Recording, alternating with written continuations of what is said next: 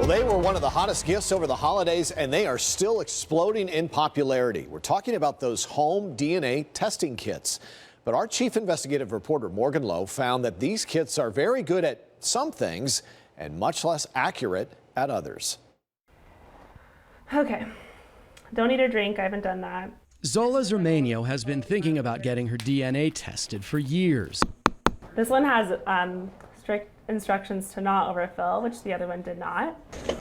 So we've given her 3 popular DNA test kits to try out. Activate your DNA kit before sending back your sample. We're getting close. She says she has a pretty good idea where her family came from, but she's still curious. I always kind of just tell people, oh yeah, I'm half Mexican and I'm half white, which is Irish, Dutch, and gosh, I don't know what else. Sometimes I kind of jokingly say, oh, I'm Greek, because I have a lot of hair. Gotta keep it sterile. We're doing this because we want to know what you can realistically find out by spending $100 and spitting into a tube. Is technology to the point where they can really do this accurately? So we are getting there. Frederick Zenhausen is the director of the Center for Applied Nanobioscience and Medicine at the University of Arizona. He says there are some things those home test kits do very well, like tracing your ancestry. Am I part Neanderthal? Yeah, exactly. So those things are relatively easy to get.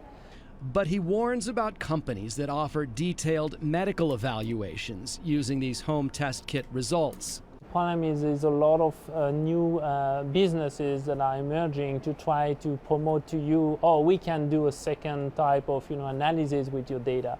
And it is that second type of analysis that gave Julie Kennerly Shaw the scare of her life. I would just warn people or caution people that if you do get that result, I wouldn't take action immediately. She and her husband, both medical professionals, had their DNA tested, then uploaded their results to a second website that offered to identify potential medical risks related to their genes. It alerted Julie that she was at a high risk of developing cancer. Turns out it was a false positive. What I wish we had known, and I hope everyone else learned, is that with the small price and the small sample that they're collecting and the extensive amount of DNA that they're analyzing, their rate of false positives is not zero. This looks like 63% European, which I'm kind of surprised by. I thought it was would be way less than that. When Zola Zermanio reviewed her results, so 32% from England and Wales. Each test was a little different. 44% Central American, interesting. Zola says she's not really interested in the medical implications of her DNA, at least not at this point. But she would like to find out more about her family tree. I definitely want to find other relatives out there, but in doing that, I'm kind of opting in to really put myself and literally my DNA out there. Morgan Loew joins us live in studio. Morgan, you really are putting your DNA out there with all these testing kits. Yeah, in some respects, yes. So you definitely want to understand the company's privacy policy if you buy one of these kits. But realistically, what could someone do with the information on the DNA?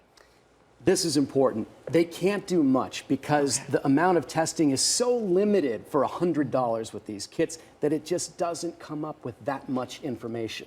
But coming up tonight at 10, you're going to actually talk to us about how police departments are now using these tests to solve crimes. Yep. Coming up tonight at 10. Thanks, Morgan.